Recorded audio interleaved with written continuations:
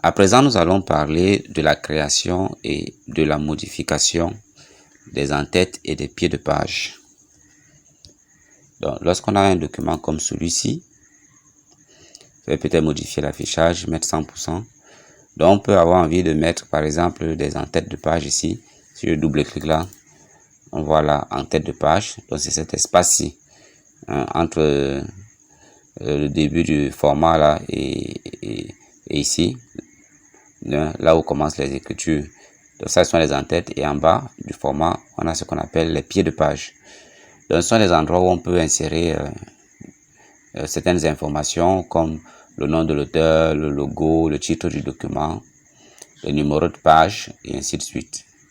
Donc ce que nous allons apprendre actuellement, c'est comment créer ces en-têtes et comment les modifier, en-tête de page et les pieds de page. Donc pour le faire, c'est très simple. On va dans l'onglet insertion et on va dans le groupe en-tête et pieds de page. Donc c'est ici où tout va se jouer. On voit qu'on peut mettre des en-têtes de page, on peut mettre des pieds de page. On peut également insérer des numéros de page. Donc si vous laissez traîner la souris sur l'un de ces boutons de commande, vous avez une description de son utilisation. Donc commençons par les en-têtes. Donc lorsqu'on clique là, on a des en-têtes déjà prédéfinies qui apparaissent, qui sont en fait des blocs de construction. C'est-à-dire nous-mêmes on peut créer nos propres en-têtes et les mettre dans la galerie des en-têtes et les utiliser plus tard. Comme on a vu, je pense dans un chapitre précédent où on parlait des blocs de construction.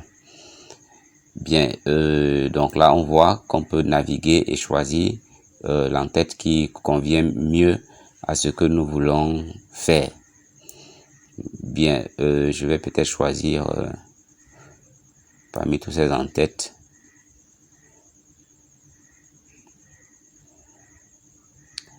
Bon, c'est au choix, je vais choisir peut-être celui-ci.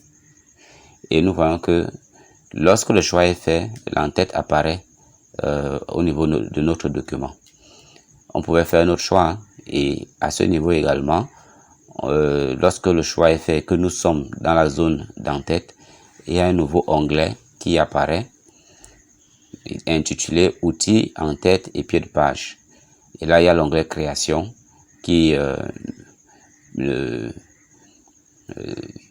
donne plusieurs outils qui nous permettent d'intervenir sur les en-têtes et les pieds de page. Et à ce niveau, au niveau de cet onglet création, dans le groupe en-tête et pieds de page, on a encore la possibilité de changer le type d'en-tête que nous voulons utiliser. Donc on peut modifier notre choix. On peut prendre celui-ci par exemple. Donc ce qu'on fait avec les en-têtes peut aussi être fait avec les pieds de page. On voit ici pied de page et on peut changer et choisir le pied de page que nous voulons. Donc il y a des pieds de page qui viennent avec des zones comme ça dans lesquelles on peut saisir le texte qui nous intéresse. On peut également introduire une page, un pied de page vierge. Par exemple là, bon, il y a un numéro qui est là. Donc je vais choisir peut-être un pied de page qui correspond à l'en-tête que j'ai choisi. Je vais voir si ça existe. Donc je me déplace là et bon, je ne vois pas. Donc je vais peut-être prendre bon, ce pied de page ici qui donne les numéros, en fait qui donne la date. Je modifie peut-être l'en-tête là. Voilà, je prends celui-ci. Et au niveau du pied de page, je vais encore modifier. Je vais prendre peut-être celui-ci aussi. Voilà, ils ont l'air de correspondre. Bon, c'est pas obligé que les deux correspondent, hein, c'est au choix. Donc ce sont des en-têtes et pieds de page qui viennent déjà avec certains champs. Vous voyez ici que le titre du document est déjà renseigné ainsi que le nom de l'auteur du document. C'est en fait un pied de page qui a des champs qui vont aller prendre les informations dans les propriétés de notre document. Bien, peut-être modifier encore pour prendre quelque chose de plus simple. Je vais prendre celui-ci. ce pied de page.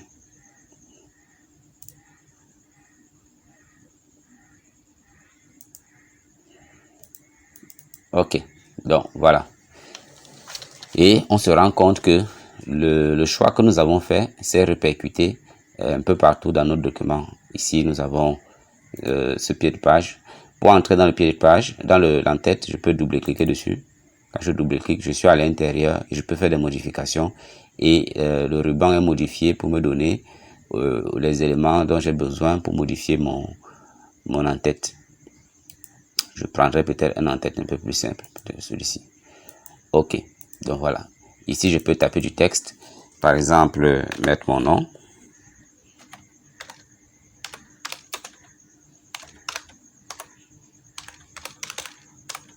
C'est un exemple. Mais je peux également introduire plein de choses. Par exemple ici, toujours dans l'onglet création là, quand on est dans les outils d'entête et de pied de page, nous avons le groupe insertion qui va nous permettre d'insérer un certain nombre de choses. On peut par exemple insérer la date et l'heure en cliquant ici. Cette boîte de dialogue apparaît où je vais choisir le format de date, c'est-à-dire la façon avec laquelle la date va s'écrire. Je prends par exemple ce format-ci, dimanche 30 mai 2021. Si je clique OK, ben, la date va entrer. Je peux insérer aussi quoi? Certaines propriétés de mon document. Le nom de l'auteur. Je peux insérer le nom du fichier, le chemin d'accès au fichier. Je peux insérer les propriétés du document qui sont ici. Par exemple, la catégorie, les commentaires. On a vu au chapitre 1 ou 2 comment modifier les propriétés d'un document. Donc, à ce niveau, nous pouvons introduire n'importe laquelle de ces propriétés. On peut introduire des champs. Donc, en cliquant dessus, on a cette boîte de dialogue champs qui apparaît, dans laquelle on peut choisir les champs que nous pouvons introduire. Les champs seront vus dans un chapitre un peu plus, en fait, dans un prochain chapitre. Donc, mais quand même, on peut retenir qu'ici, on peut les introduire. Les objets clipart, qui sont des blocs de construction, peuvent également être introduits. On a vu les insertions automatiques, les propriétés du document et également même, on peut les introduire aussi avec l'organisateur de blocs de construction. Tout ceci a déjà été vu. On peut introduire des images. Donc, on clique là, on sait comment on peut introduire une image. On va dans le dossier qui contient l'image. Ici, par exemple, je suis dans le dossier image et je vais introduire ce logo. Je le sélectionne et je peux l'insérer dans mon en-tête. Évidemment, puisque c'est une image, lorsque je la sélectionne, les outils, en fait, un onglet outils d'image apparaît où j'ai des commandes qui me permettent de modifier cette image. Et on a vu comment on modifiait les images dans un chapitre précédent. Donc là, je vais supprimer. Bien, toujours dans l'en-tête, là, dans l'onglet création, on peut également introduire des images en ligne. Ça aussi, on l'a vu. Comment est-ce qu'on peut introduire des images en ligne. Donc, vous pouvez bien configurer votre en-tête pour que ça corresponde à vos attentes. Là, moi, je vais faire une petite configuration. Je vais, par exemple, effacer tout ça. D'abord, je vais insérer peut-être le logo. Donc, je vais insérer une image. Je vais là. Je trouve l'image, ce logo-ci, que vous aurez dans votre dossier de cours, que vous avez même d'ailleurs dans votre dossier de cours. Donc, je l'introduis. Je vais peut-être modifier un peu sa taille. Voilà. Voilà. Je vais voir si je peux l'aligner ici. Bon. Allons un peu dans les outils d'image là. Position. Là. Bon, là c'est sorti du document, c'est sorti de l'en-tête. Revenons là. Voyons si on peut déplacer. Bon, bref, ça peut rester là. Je vais agrandir un peu. Donc là, j'ai Isacam. Je pense que c'est bien Isacam. Apparemment, c'est en l'envers. Bon, c'est en l'envers, donc je vais retourner. Voilà. Là, c'est Isacam. Donc, je vais mettre un peu d'espace. À ce niveau, je vais introduire peut-être le titre du document. Donc, je vais aller ici dans Insertion, déjà dans l'onglet Création, cliquer là et je vais chercher par ici, titre du document que je vais introduire. Et là, j'ai le titre du document qui apparaît, présentation d'Isacam. Et tout au fond ici, je vais introduire peut-être la date. Donc, je vais prendre cette date-ci, ou bien sous cette forme-ci. Et là, on dit mettre à jour automatiquement. En fait, si je coche cette case, chaque fois que je vais ouvrir mon fichier, la date sera changée et on aura ce qui sera affiché sera la date du jour où on a ouvert le fichier. Donc ça dépend. Donc là, je vais dire non et je vais prendre ce format et je vais cliquer sur OK et la date est là. Et voilà un peu mon en-tête que je viens de créer. Donc, ce qui est fait là-bas peut également être fait ici en bas au niveau des pieds de page. Au niveau du pied de page, je vais peut-être introduire le nom. Je vais introduire le nom de l'auteur, auteur, là. Et je vais également introduire un numéro de page. Là, on peut situer, le positionner en haut de la page, en bas, au niveau de la marge, ainsi de suite. Donc, je vais mettre plutôt en bas et comme ça. Bon, il y a plusieurs formats. Il y a les numéros qui sont simples là. Il y a aussi les numéros ici, plus bas.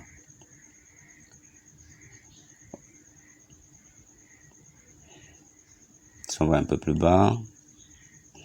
Ici, page X sur Y, ça veut dire que ça va vous donner, ça va vous dire page 1 sur 2, page 2 sur 3, ainsi de suite. Je vais prendre ceci. Bon, je vais revenir là et introduire le nom de l'auteur. Donc voilà. Donc voilà un peu mon bas de page que j'ai créé. Donc j'ai le nom de l'auteur que j'ai introduit dans mon bas de page et le numéro de page. Et dans l'entête, j'ai mis une image, j'ai mis une propriété du document et j'ai mis une date. Donc vous avez le choix lorsque vous créez des entêtes et des pieds de page, soit vous utilisez des entêtes et pieds de page déjà configurés là et vous remplissez les champs disponibles, ou vous pouvez, étant dans l'onglet création, les outils de pieds et d'entêtes, des entêtes et de pieds de page, insérer les éléments que vous voulez pour pouvoir obtenir l'entête et le pied de page voulu. Ok, donc lorsqu'on est toujours dans cet onglet création là, des entêtes et de pieds de page, bien, après les entêtes et pieds de page ici, où on peut insérer les entêtes, pieds de page et les numéros de page. Après le groupe insertion, où on peut insérer plein de choses dans notre entête ou dans notre pied de page, nous avons le groupe navigation qui permet de naviguer parmi les entêtes et pieds de page. Bon, comme ça se voit, hein, si j'en clique par exemple sur suivant, ici,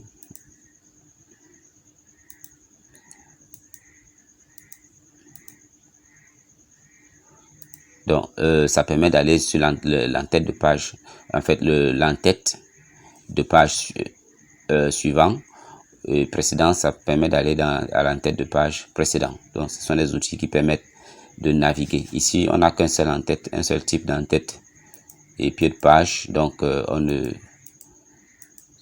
c'est peut-être pour ça que ça ne bouge pas. Bon, on verra comment créer d'autres entêtes et pieds de page.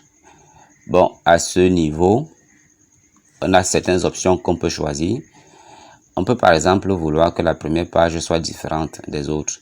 Dans ce cas, je cliquerai ici et on se rend compte que au niveau de la première page, l'entête de page et le pied de page ont disparu et on peut les configurer autrement. Donc, on peut peut-être insérer un autre type d'entête ici et un autre type de pied de page pour la première page. Ça, c'est parce que dans les options, j'ai demandé que la première page soit différente. Donc, son pied et son en-tête de page restent différents du reste du document. On a d'autres options. Page paire et impair est différente. Ça, c'est si on veut que les pages paires aient leurs en-têtes et pieds de page et que les pages impaires aient leurs autres en-têtes et pieds de page différents des précédents, quoi. Donc, page paire et impair différents. Afficher le texte du document, bon, vous pouvez expérimenter et voir à quoi ça renvoie. Ici, dans le groupe position, ça permet de gérer la taille des en-têtes et des pieds de page. On peut soit augmenter, soit diminuer. Hein. Vous pouvez vous-même expérimenter. Et là, évidemment, ça permet de fermer l'en-tête et le pied de page et revenir au document normal. Donc, voilà un peu comment est-ce qu'on travaille, comment on insère les en-têtes et les pieds de page dans un document.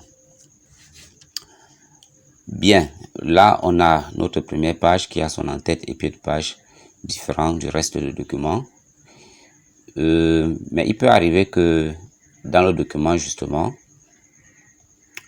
qu'on veuille que par exemple, pour une partie du document, on ait un en-tête et un pied de page différent d'une autre partie. Par exemple ici, à la place du logo, j'aurais peut-être souhaité mettre chapitre 1.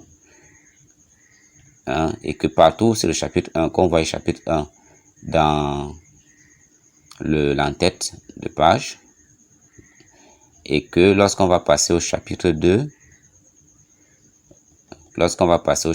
et bien que ça soit écrit chapitre 2 ici. Donc on va essayer. Donc on va revenir ici au niveau de chapitre 1. On va double-cliquer pour entrer dans l'en-tête de page. Je vais prendre ce logo que je vais supprimer par exemple. Et je vais écrire chapitre 1. Parce que c'est ce que je veux voir apparaître dans mon en-tête de page.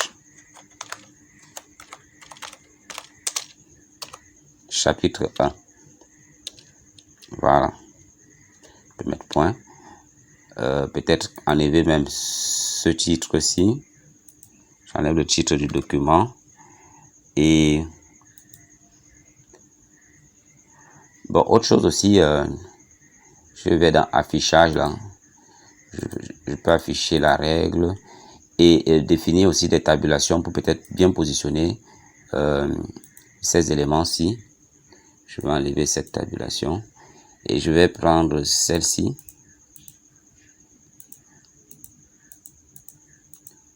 Je vais prendre l'alignement à, voilà, celle-ci. Je vais la mettre peut-être ici.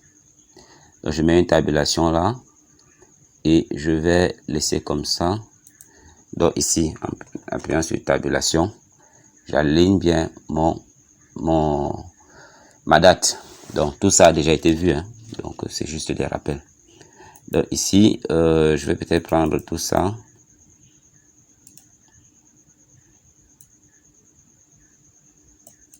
Que je vais copier et que je viendrai coller ici.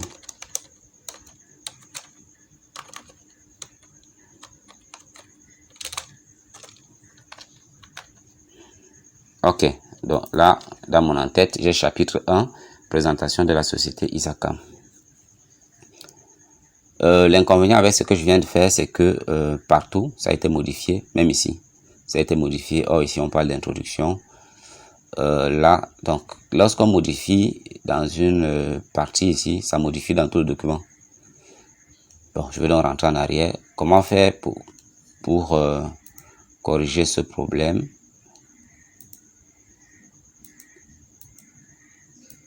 Bon, là, ça ne rentre plus, je sais pas pourquoi.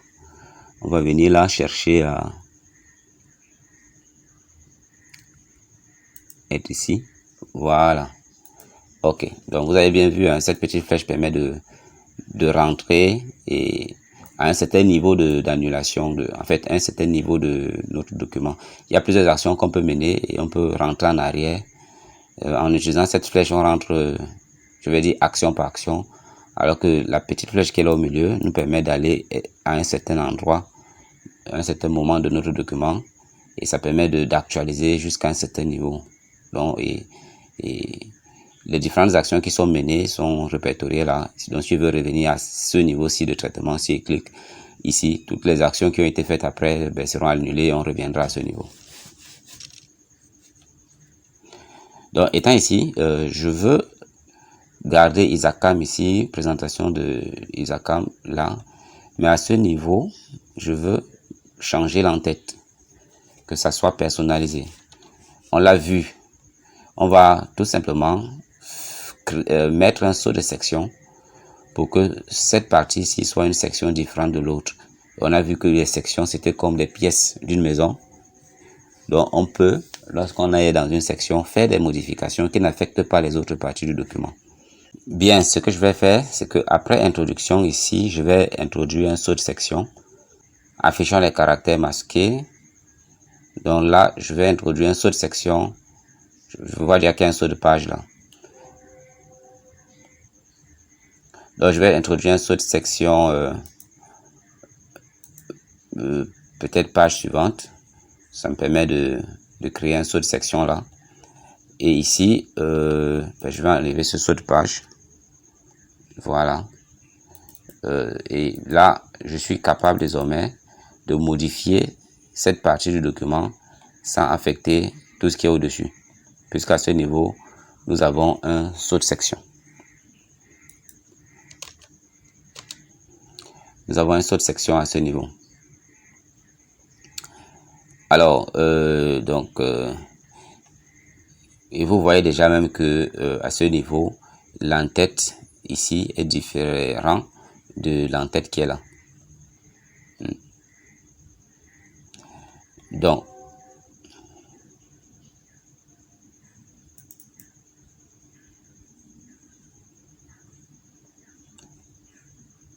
on voit bien que là, apparemment, il y a un autre saut de section quelque part. Oui, donc voici le saut de section. Ici, on a dans la section 1, qui est jusque là. Là, on a toujours la section 1. Et à partir de ce niveau, on voit bien que c'est la section numéro 2 qui est là et qui continue là.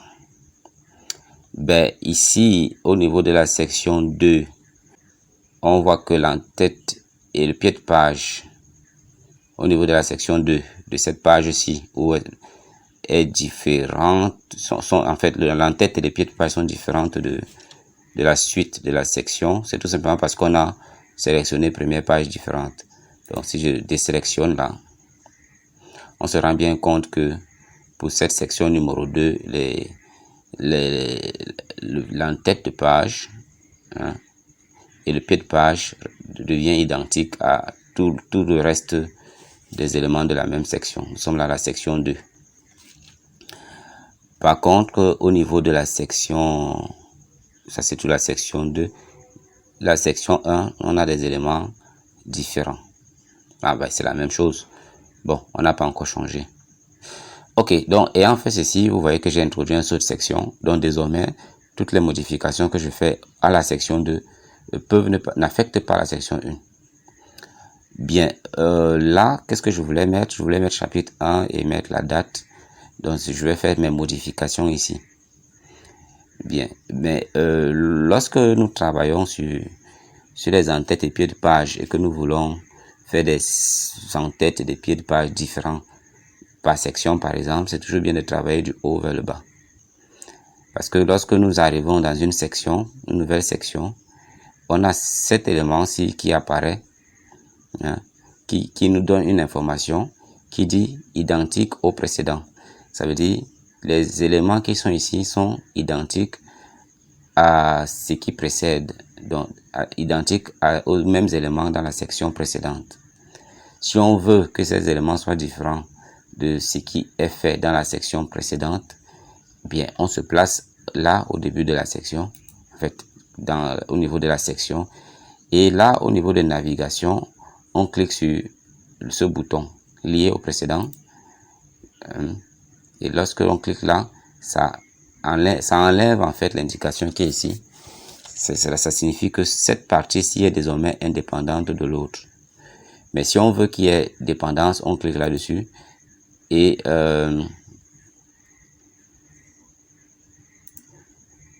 ça met à jour, ça supprime tous les en-têtes et pieds de page de cette section et ça les rend identiques au précédent.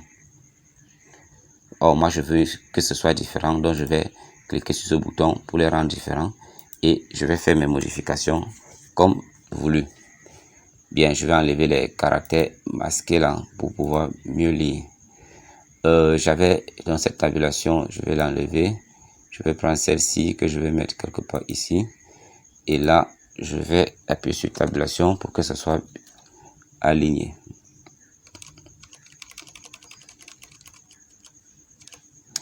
Ok, donc c'est ça. Et ici, je vais enlever ceci en appuyant sur supprimer.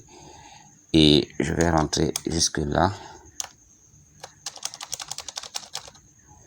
Ok, où je vais introduire par exemple chapitre 1.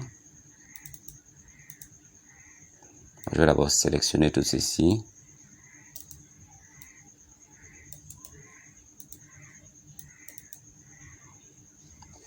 Donc je vais écrire chapitre 1 et je vais coller.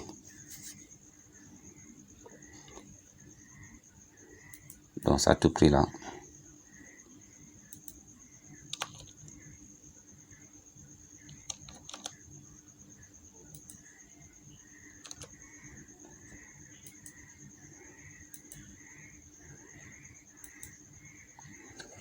Donc je peux faire des modifications, hein, peut-être au niveau des espaces là, avant le paragraphe.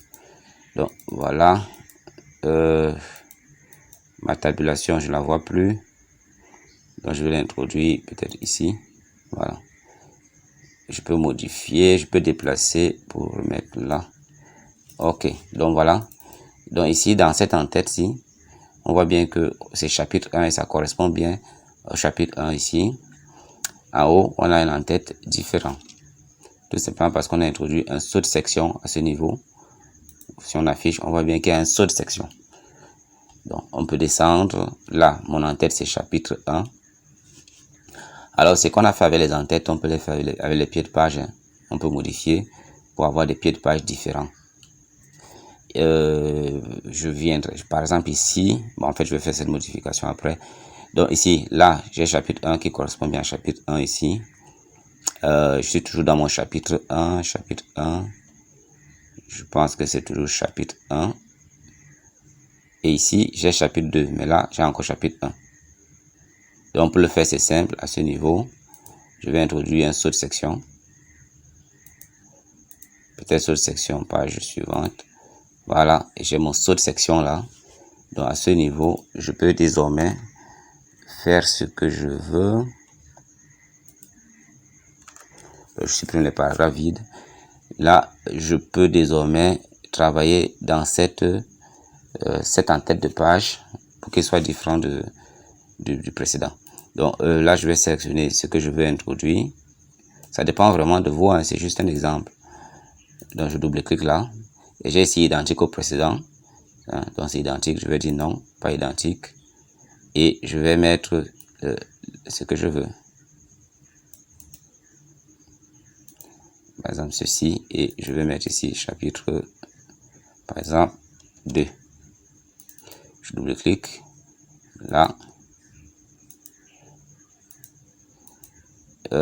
Ici, ma tabulation est toujours là. Ok, d'accord. Donc là, j'ai désormais chapitre 2. Je peux me mettre ça en chiffre romain comme c'est là.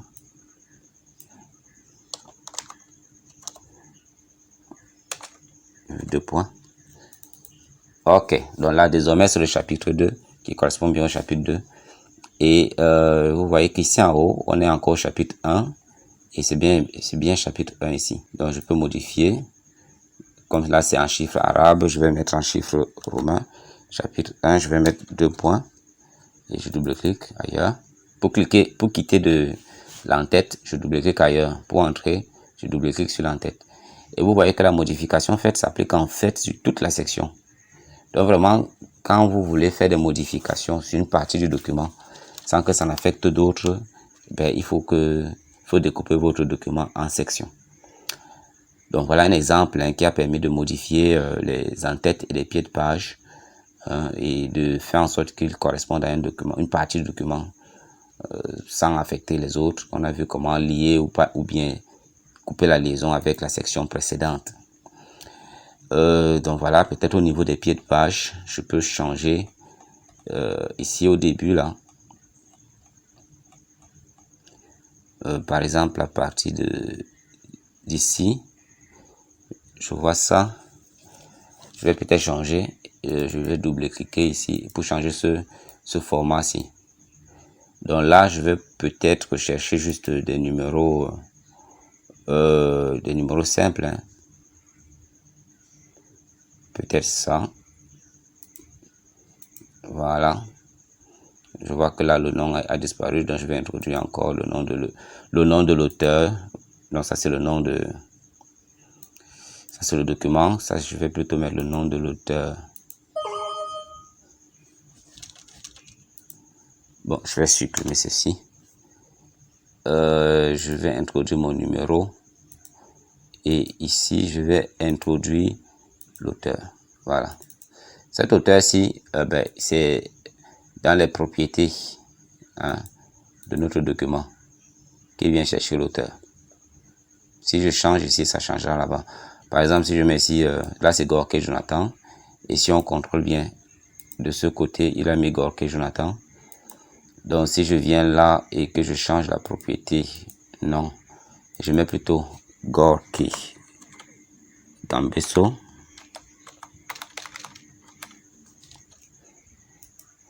Ok, vous allez voir que en fait il met à jour.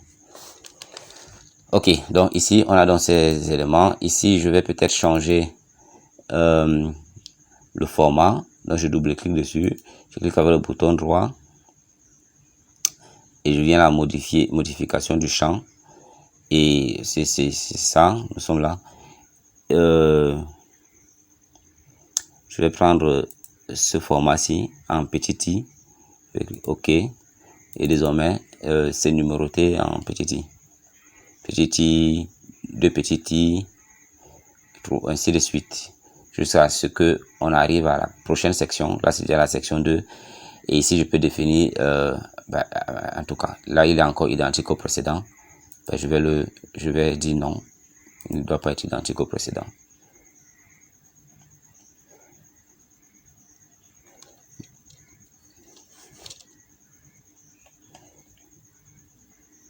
Donc, apparemment, j'avais coupé juste la liaison avec les en-têtes. Donc, il faut aussi couper avec les pieds de page si on veut que le pied de page d'une section ne soit pas identique au pied de page de l'autre. Donc, je vais venir ici peut-être et cliquer encore à les modifier le champ et prendre peut-être ceci.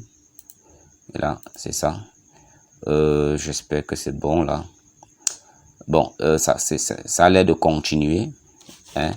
Là, on est à 4. Ici, on est déjà à 5. Je souhaiterais que ça recommence à 1. Regardons. Si je double-clique là, et regardons ici.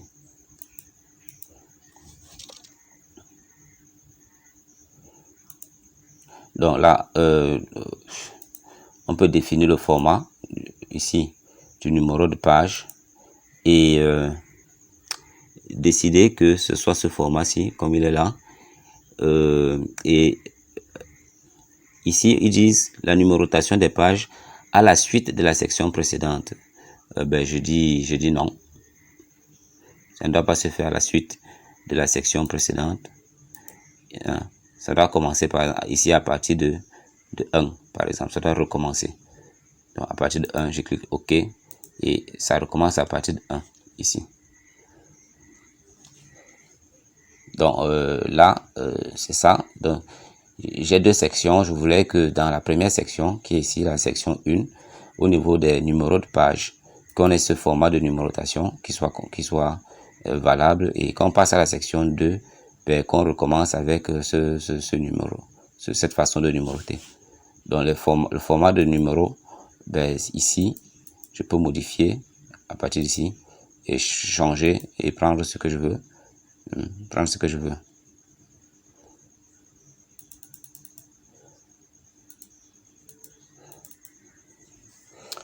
Donc voilà comment on modifie les en-têtes et les pieds de page.